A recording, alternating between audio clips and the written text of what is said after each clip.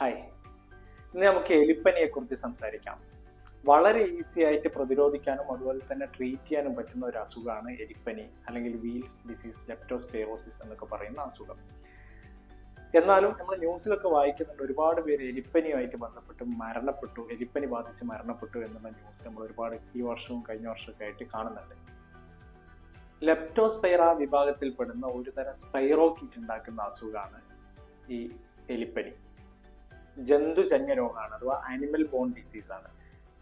എലി, അതുപോലെ നായ, കുറുക്കൻ, കന്നുകാലികൾ ഇവയൊക്കെയാണ് നോർമലി ഇത് വസിക്കുന്നത്. ഇതിന്റെ നോർമൽ ഹോസ്റ്റ് എന്ന് പറയുന്നത് ഇത്തരം ആനിമൽസ് ആണ്. ഇതിന്റെ യൂറിൻ കലർന്നിട്ടുള്ള വെള്ളം, കെട്ടിക്കിടക്കുന്ന വെള്ളങ്ങൾ, അതുപോലെ ജലാശയങ്ങൾ, ഇതിലൊക്കെ നമ്മൾ ജോലി ചെയ്യാൻ വേണ്ടിയിട്ട് അല്ലെങ്കിൽ കുളിക്കാൻ വേണ്ടിയൊക്കെ ഇറങ്ങുന്ന സമയത്ത് നമ്മളുടെ മുറിവിലൂടെ തുളച്ച് കയറിയിട്ടാണ് ഈ സ്പൈറോക്കീറ്റ് അകത്തേക്ക് കയറിയിട്ടാണ് ഈ അസുഖം ഉണ്ടാക്കുന്നത്, എലിപ്പനി ഉണ്ടാക്കുന്നത്.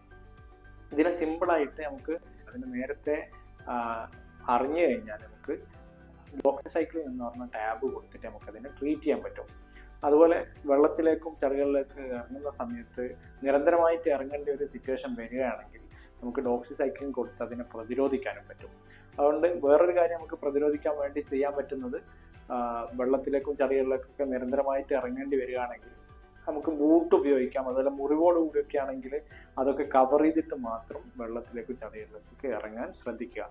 ഇത് വന്നു കഴിഞ്ഞാൽ ട്രീറ്റ് ചെയ്യാതെ പോയി കഴിഞ്ഞാൽ മരണം വരെ സംഭവിക്കാനുള്ള സാധ്യതയുണ്ട്. Thank you.